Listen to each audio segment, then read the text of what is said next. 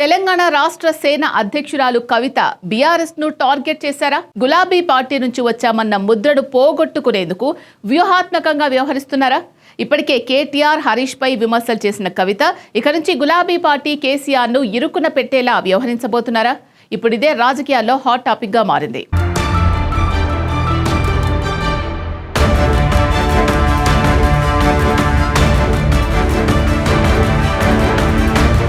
TRS అధ్యక్షురాలు Kalvakuntla Kavitha route మార్చేశారు.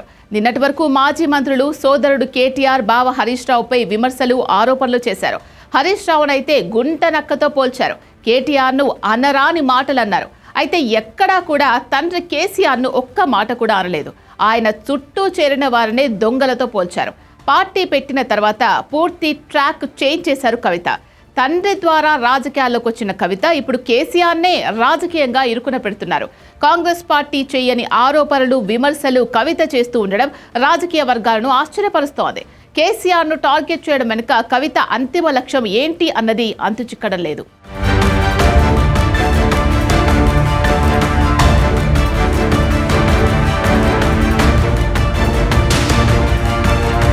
BRS Mudra, ఆ పార్టీ నీడ నుంచి బయటపడేందుకు కవిత ప్రయత్నాలు షురూ చేశారు. ఈ కారణంతోనే బీఆర్ఎస్ అధినేత కేసీఆర్ పై ఒంటికాలిపై లేస్తున్నారు. కేసీఆర్ కుటుంబం ఎప్పటికైనా ఒక్కటే అన్న విమర్శల నుంచి బయటపడ్డానికే కేసీఆర్ తప్పొప్పులను ఎత్తి చూపుతున్నారని రాజకీయ విశ్లేషకులు అనుమానిస్తున్నారు.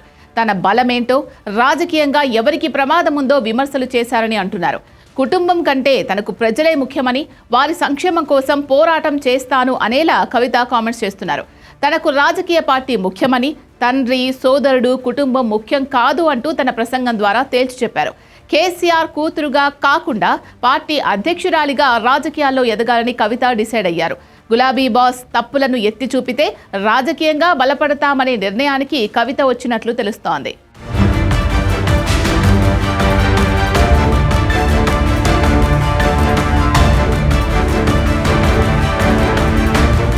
టీఆర్ఎస్ ను స్థాపించిన తర్వాత కవిత పార్టీ బలోపేతంపై ఫోకస్ చేశారు.